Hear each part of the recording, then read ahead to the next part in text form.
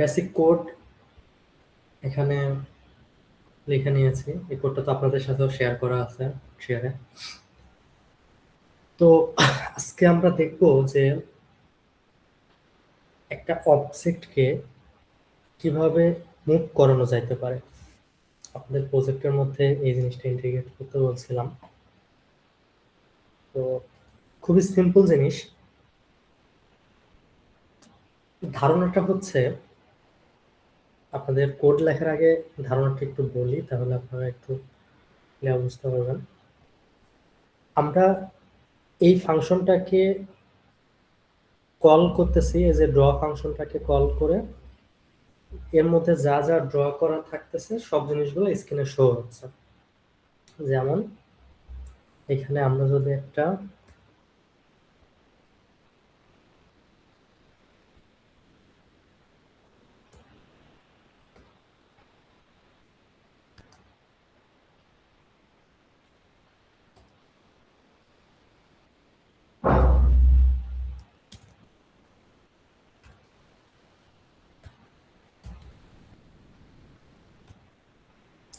Point draw করে নিলাম, point colour এবং সাইজ দিয়ে দিই।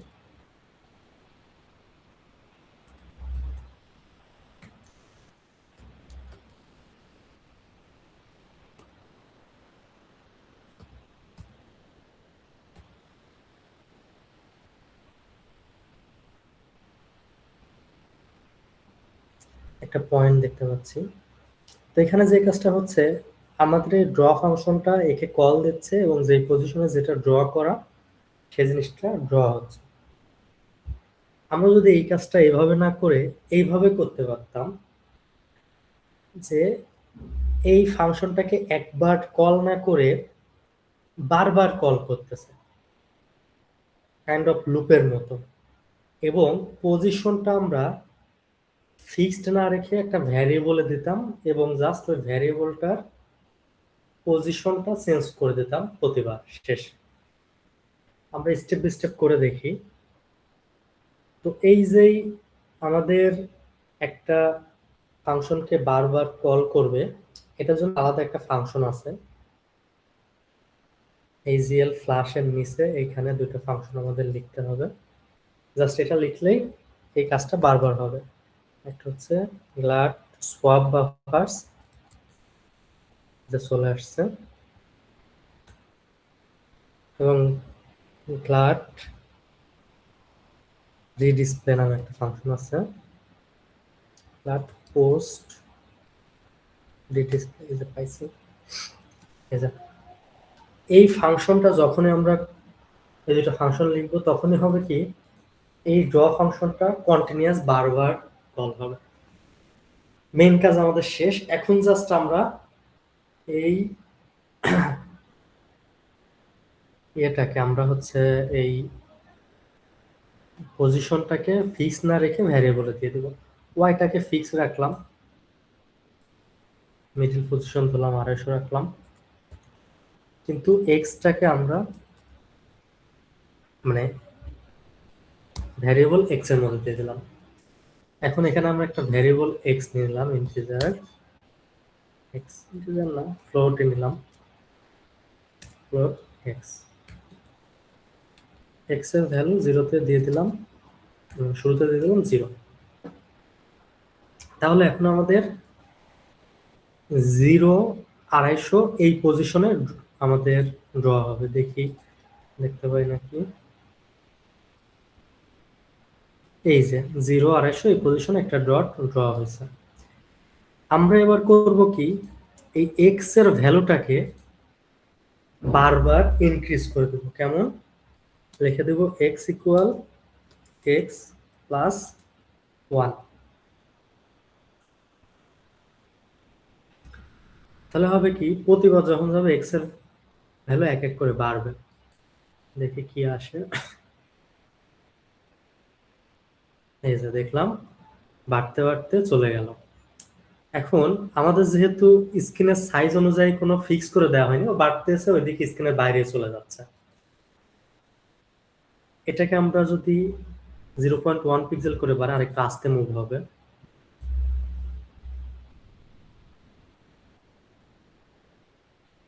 এই যে দেখেন একটা অবজেক্ট কিন্তু আমরা মুভ করা শিখে গেছি ধরতে গেলে। এখন জাস্ট কন্ডিশন দিয়ে আমরা ওই জিনিসটাকে থামাবো আর কি, যে এটা মুভ ওই স্ক্রিনের বাইরে চলে গেলে যেন থেমে যায়। এখানে একটা কন্ডিশন দিয়ে দিলাম, ইফ যদি হচ্ছে এক্স এর মান কখনো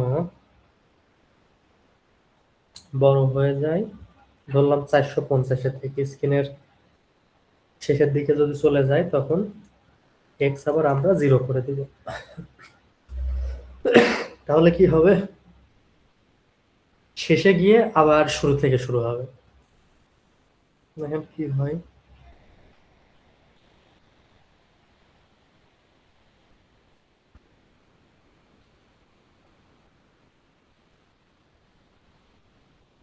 এই যে 0 থেকে শুরু না হয়, ধরলাম 50 থেকে শুরু হবে, এখানে ইনিশিয়াল ভ্যালু ধরলাম 50, আর এটা 0.3 করে বাড়াইলাম, তাহলে একটু জোরে মুভ হবে।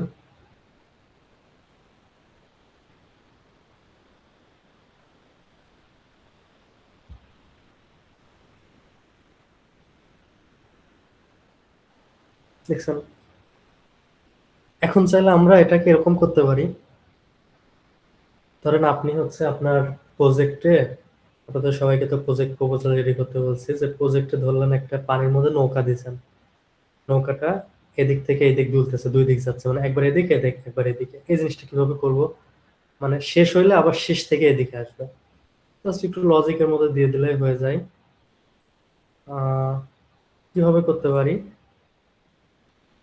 এক্স এর ভ্যালু যে বাড়তেছে, বাড়তে বাড়তে যদি সর্বোচ্চতে চলে যায় তাহলে কমবে, এরকম দিয়ে দিই। এক্স যদি এর থেকে বড় হয় তাহলে এক্স ইকুয়াল এক্স মাইনাস 0.3। আর কেউ কোনো মেসেজ টেসেজ দিচ্ছে নাকি দেখেন তো।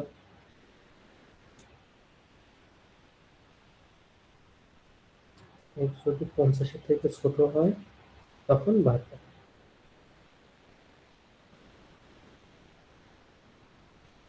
ভ্যালু যেহেতু শুরুতে 50 দিছি, প্রথমে তো মুভি হবে না, এটা দিতে হবে। Okay, এখানে এটা দিয়ে দিই।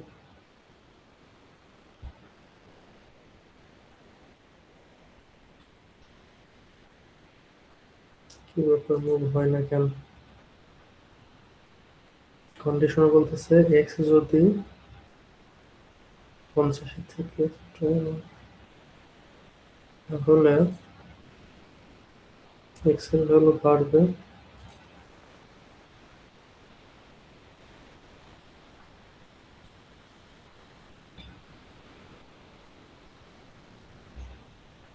শুরুতে এক্স এর ভ্যালু 40 দিয়ে দেখি তো কি আসে।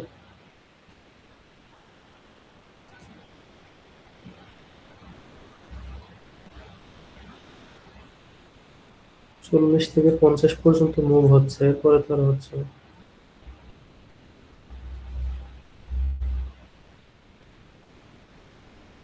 স্যার এখানে প্রথম ইফে হচ্ছে এক্স এর মান 50-এর থেকে বড় হবে, কিন্তু 450-এর থেকে ছোট হবে, তাই না? প্রথম ইফ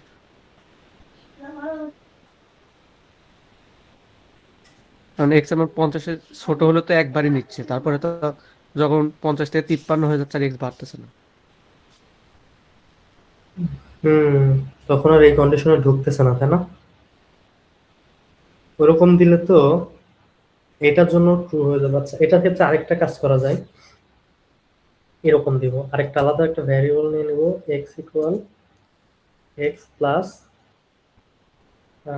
বাড়তেছে ধরেন ইনক্রিমেন্ট আই দিয়ে দিলাম। এখানে এইটা না করে আই ইকুয়াল এত, এবং এখানে আই ইকুয়াল এত, এবার কাজ হবে আশা করা যায়। যদি ছোট হয় তাহলে আয়ের মান পজিটিভ, আর বড় হলে আয়ের মান নেগেটিভ। দেখা যাক। ও আই তো ডিক্লেয়ার করা হয়নি।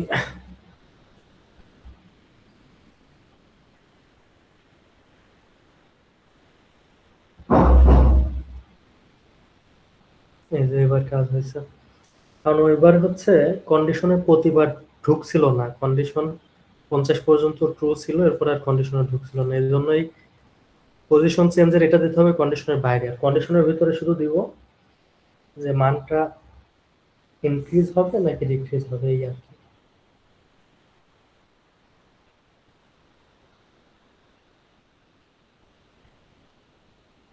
স্পিড কিন্তু আসলে সমানই হওয়ার কথা, কিন্তু মাঝে মাঝে একটু ফাস্ট স্লো হচ্ছে, এটা হচ্ছে ওই যে রেন্ডারিং এ একটু কম বেশি সময় লাগতেছে, আবার কম্পিউটারের প্রসেসরের এর উপর ডিপেন্ড করে কিছুটা কম বেশি হতে পারে। তাছাড়া এটা আসলে সমান স্পিডে হওয়ার কথা। তাহলে মুভ কিভাবে করতে হয় বিষয়টা বুঝতে পারলেন আপনারা। এখন ধরেন আপনার মাল্টিপল অবজেক্ট আছে, ধরলাম ঘর বাড়ি সব আছে, কিন্তু সব তো আপনি মুভ করতে চাচ্ছেন না, একটা অবজেক্ট মুভ করতে চাচ্ছেন, বাকিগুলা স্টিল রাখতে চাচ্ছেন। এক্ষেত্রে করবেন কি,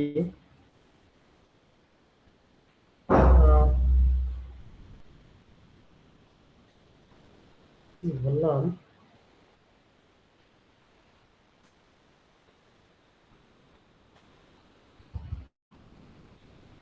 এটা একটা ট্রায়াঙ্গেলস আছে,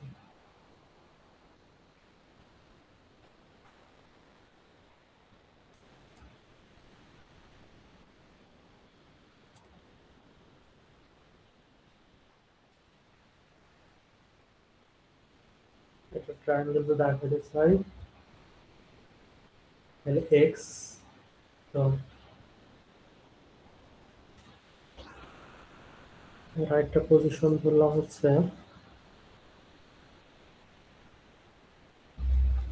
so,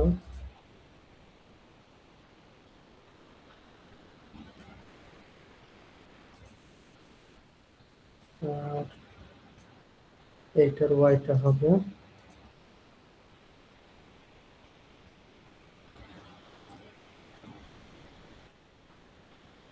মানে, যেহেতু তিনটা পয়েন্ট দরকার, একটা পয়েন্ট রাখলাম এক্স 250, মানে বাম দিকের পয়েন্ট, আরেকটা পয়েন্ট হচ্ছে এক্স এর সাথে 100 যোগ ওয়াই অক্ষ 250 বরাবর, আরেকটা পয়েন্ট এক্স এর দিকে 50 যোগ ওয়াই অক্ষ বরাবর 400, মানে উপরে পয়েন্ট যেটা।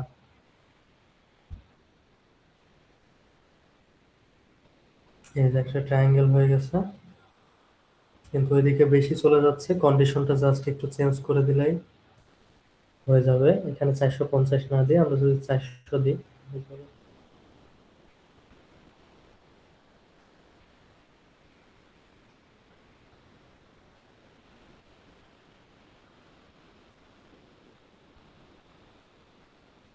এখন ধরেন আপনি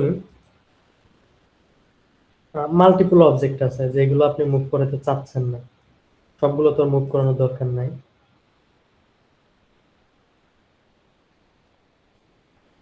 350 দিলে পারফেক্ট হবে। ধরলাম এছাড়া একটা অবজেক্ট আছে,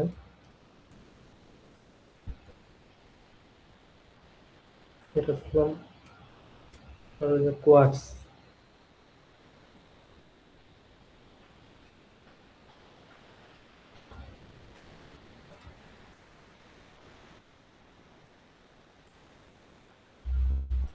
এই ক্ষেত্রে জাস্ট পজিশন গুলা ভ্যারিয়েবলে দিবেন না, তাই শেষ।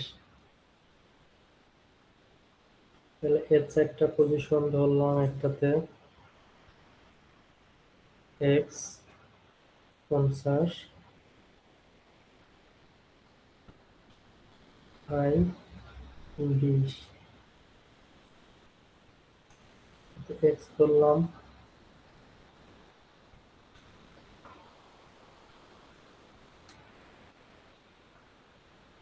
400, 40, ধরলাম ওয়াই 200, এক্স 400, ধরলাম মানে একটা চতুর্ভুজের 4টা পয়েন্ট আপনি কল্পনা করে নেন। ধরলাম ফার্স্টে আমি হচ্ছে নিচের এদিকের পয়েন্ট দিলাম, এটা যদি একটা চতুর্ভুজ হয়, নিচের পয়েন্ট, তারপর ডান পাশেরটা দিলাম, এরপরেরটা দিলাম। এবার এটা হবে এক্সটা হবে 150, ওয়াইটা হবে 200। কালারটা আমি ধরেন চেঞ্জ করে দিলাম, ব্লু কালার দিলাম।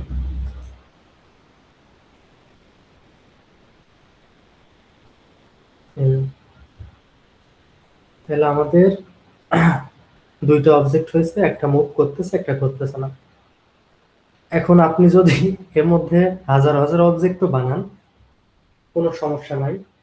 জাস্ট যেটাকে মুভ করবেন সেই অবজেক্টটা এই পজিশনটা ভ্যারিয়েবলের মধ্যে দিবেন, আর যেগুলা মুভ করবেন না সেগুলোর পজিশন তো ফিক্সড স্টিল দিয়ে দিবেন। তাহলেই আর কোনো সমস্যা নেই। শেষ শুধু এই দুটো ফাংশন অ্যাড করে দিলেই আমাদের টোটাল কাজ হয়ে গেছে।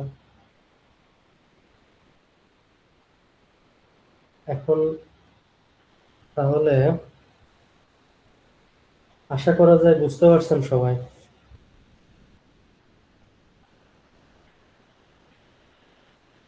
একটু হ্যাঁ না কিছু বলেন আপনারা।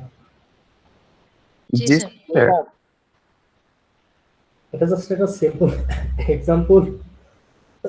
আপনারা প্রজেক্ট ইন্টিগ্রেট করতে হলে যে জিনিস ড্র করবেন পুরোটাকে ড্র করে নেবেন, আগে মুভ করার চিন্তা করার দরকার নাই, পুরোটাকে ড্র করবেন। ড্র করার পরে এই জিনিসও আগে এই ফাংশন অ্যাড করা দরকার, এমনি স্ট্যাটিক ড্র করে নেবেন। এরপর যেটাকে মুভ করবেন সেইটার জন্য জাস্ট এই শেষে ফাংশনটা অ্যাড করে দেবেন, আর ওর জন্য একটা কন্ডিশন দিয়ে যতটুকু থেকে যতটুকু মুভ করাতে চাচ্ছে, আর শেষে ওর সাথে একটা ভ্যারিয়েবল যোগ করে দিবেন। তাহলে দেখবেন যে টোটাল জিনিস হয়ে গেছে। এই হচ্ছে স্যার অ্যানিমেশন, যে যদিও শুনে মনে হয় যে হয়তো অনেক কমপ্লেক্স জিনিস, কিন্তু আইডিয়াটা জাস্ট সিম্পল, খুবই সিম্পল জিনিস। জাস্ট হচ্ছে আমাদের এই জিনিস করলে ওকে। তো আপনারা এই জিনিসটা বাসায় প্র্যাকটিস করবেন সবাই। বাসায় প্র্যাকটিস করে হচ্ছে প্রজেক্ট এই ছুটির মধ্যে যদি সময় থাকে টুকটাক করে কাজ করে। স্যার হ্যাঁ বলেন। আমাদের প্রজেক্টের কথা তো কিছু বলা হয়েছিল না স্যার S2 তে। আচ্ছা, আপনাদের ওই বলতে মিস হয়ে গেছিল, আমি পরে ইসলামদের বলে দিয়েছিলাম। অন্য সেকশনের প্রজেক্ট প্রপোজালও নিয়ে নিছে, আপনাদের একটু দেরি হয়ে গেছে। আপনাদের লাস্টটা পড়ছে আমার শনিবার, এই শনিবার খালি ছুটি পড়ে কেন কেন যেন। আপনাদের ক্লাস হয়েছে কম, অন্য সেকশনে 7-8টা ক্লাস হয়ে গেছে, 6টা-7টা করে। আপনাদের মনে হয় 3টা না 4টা করে ক্লাস হয়েছে। তো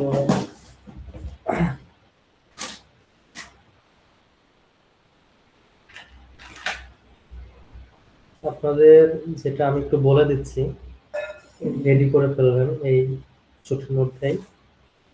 সেটা হচ্ছে যে প্রজেক্টের রিকোয়ারমেন্ট দুইটা মেইনলি। একটা রিকোয়ারমেন্ট হচ্ছে মুভিং কোনো অবজেক্ট থাকতে হবে, অ্যানিমেশন থাকতে হবে, আমি আজকে যেটা দেখাইলাম। আর সেকেন্ড হচ্ছে যে কোনো একটা লাইন ড্রয়িং অথবা সার্কেল ড্রয়িং অ্যালগরিদমের ইমপ্লিমেন্টেশন থাকতে হবে একটা জায়গায়। ধরলাম আপনি হচ্ছে একটা রাস্তা আঁকাচ্ছেন, রাস্তার পাশে চাঁদ আসে, চারটা শুধুমাত্র মিড পয়েন্ট দিয়ে করলেন, বাদ বাকি সব ওই জিএল পলিগন টলিগন এসব দিয়ে করলেন। এই দুটাই রিকোয়ারমেন্ট। আপনারা যেটা করবেন সেটা হচ্ছে যে যেটা করতে চাচ্ছেন, হতে পারে নিজে থেকে ইউনিক কোনো আইডিয়া বের করছেন, সেটা হ্যান্ড ড্র করবেন খাতায় A4 পেজে। অথবা চাচ্ছেন যে আপনার কোথাও একটা ইমেজ দেখছেন, আপনি এটার মতো বানাইতে চাচ্ছেন, তখন সেটা ফটো নিয়ে বা স্ক্রিনশট নিয়ে আমাকে A4 পেজে প্রিন্ট করে নিয়ে আসবেন। এটা যাদের বলা হয়নি ছুটির পরে ফার্স্ট ক্লাসে মনে করে সবাই নিয়ে আসবেন, এখন পর্যন্ত যারা নিয়ে আসেননি। আমি ওটা দেখে যদি কোনো কারেকশন দেওয়ার কথা মনে হয়, অনেকে করে কি দেখাচ্ছে যে আগের কোনো প্রজেক্ট কারোরটা নিয়ে হুবহু ওইটাই নিয়ে চলে আসছে। ওই জন্য আমি কিছু চেঞ্জ দিয়ে দিই ছোটখাটো, যেন নিজের আপনার কন্ট্রিবিউশন থাকে তার ভিতরে, তো চেঞ্জ করে দিয়ে আমি মার্ক করে দিয়ে সিগনেচার করে দিব। ওই পেজটা আপনি প্রজেক্ট দেখানোর দিন নিয়ে আসবেন।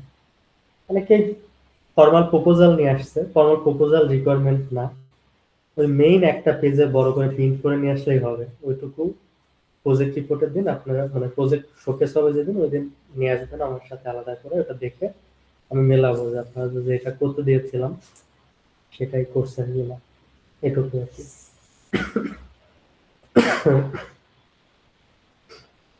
আর একদম সিম্পলও যেন না হয়, মানে আপনাদের প্রজেক্টে 40 মার্ক, ওরা এত কষ্ট করে ল্যাবে আসতেছেন 10 মার্ক অ্যাটেন্ডেন্সে, পরে ইভালুয়েশন অনেক দিন মিলে দিচ্ছেন, সেটা 25 মার্ক, আর একদিন প্রজেক্ট দেখবো ওটাতেই 40 মার্ক। তো 40 মার্ক অনুযায়ী যেন একটা জাস্টিফাইড হয় আর কি, একটু পরিশ্রম করবেন এই অনুযায়ী, একদম সিম্পল যেন না হয়। পারবেন না খুব বেশি, অসম্ভব বেসম্ভব ওরকমও হওয়ার দরকার নাই, পারা যাবে। আর আপনাদের 2 জন করে গ্রুপে থাকবে, চাইলে কেউ সিঙ্গেলও করতে পারেন। আপনাদের যেহেতু অড নাম্বার সংখ্যক আপনারা ল্যাবে সাধারণত, যদি এমন হয় যে লাস্টে একজন টিম পাচ্ছেন না, আমাকে বলে একটা টিমে 3 জন হতে পারে, তবে একটা সেকশনে একটা টিম, একটাই টিম থাকে 3 জনের, মাল্টিপল টিম যেন 3 জনের না হয়ে যায়। মানে শেষে যে পারবেন কোনো টিমই পাচ্ছেন এরকমটা যদি হয়, একজন আমাকে একটু নক দেন, আমি অন্য কোনো টিমের সাথে অ্যাটাচ করে দিব, এই আর কি। চাইলে উনি সিঙ্গেলও করতে পারেন, সিঙ্গেলই করলে ওটা আরো বেটার। যদি সিঙ্গেল করে তার প্রতি ভালো ইমপ্রেশন তৈরি হয়, আর নিজে নিজে করছে কষ্ট করে। মার্কিং এর ক্ষেত্রে ধরেন একটা, ওই আপনাকে যখন মার্ক দিব ওই জায়গাতে বেশ কিছু বিষয় কিন্তু থাকে, আপনি ক্লাসে পারফরমেন্স কেমন করতেছেন, আপনি যদি ফেস দেখা যাচ্ছে চিনি রেগুলার ক্লাস করতেছেন, ভালো পারফর্ম করতেছেন, অটোমেটিক্যালি মনে হয় না তো যেহেতু রেগুলার ক্লাসে পারফরমেন্স ভালো, হয়তো কাজও নিজেই করছে। কারণ একদিনে 1-1.5 ঘন্টা 2 ঘন্টাতে দেখে টোটালটা কতটুকু নিজে করছেন জাস্টিফাই করাটা একটু কঠিন হয়। ওই জন্য সিঙ্গেলও করতে পারেন, সিঙ্গেল করলে সেক্ষেত্রে ভালো ইমপ্রেশন পাবেন। আর গ্রুপ করলে 2 জন করে করবেন। অন্যান্য প্রজেক্টে হয়তো আপনাদের অন্য ল্যাবে 3-4 জন 5 জনেরও গ্রুপ করে দিতে পারে, তো আমার ক্ষেত্রে দিই না আমি, কারণ আমার কাছে যেটা মনে হয় যে 2 জনের বেশি যদি টিমে থাকে, সবার কন্ট্রিবিউশন থাকে না আসলে ওখানে। হয়তো 1 জন 2 জন কাজ করতেছে, বাকিরা শুধু যে ঠিক আছে হচ্ছে হচ্ছে করে, মাঝে মাঝে ফোন দিয়ে একটু খোঁজ খবর, কতদূর কাজ হয়েছে নাকি, হ্যাঁ হ্যাঁ রেগুলার কাজ করিস, এই আর কি। তো এগুলা হয়, সবাই একটু টুকরে যাতে কাজ করে এই উদ্দেশ্যে আমি 2 জন করে দিয়েছি। তো এই ছিল আপনাদের অ্যানিমেশনের ধারণা। আমি কোডটা আপনাদের একটা লিংকে শেয়ার করে, মানে এখানে শেয়ার করে আপনাদের দিয়ে দিচ্ছি। স্যার প্রজেক্ট রিকোয়ারমেন্টের কথাটা আরেকবার বলবেন? প্রজেক্ট রিকোয়ারমেন্ট আপনার একটা সার্কেল ড্রয়িং অথবা লাইন ড্রয়িং এর অ্যালগরিদমের ইমপ্লিমেন্টেশন থাকতে হবে। আমি আমাদের ল্যাবে মিড পয়েন্ট সার্কেল ড্রয়িং এবং ডিডিএ বেসেনাম সবগুলার ইমপ্লিমেন্টেশন দেখাইছি। তো অনেক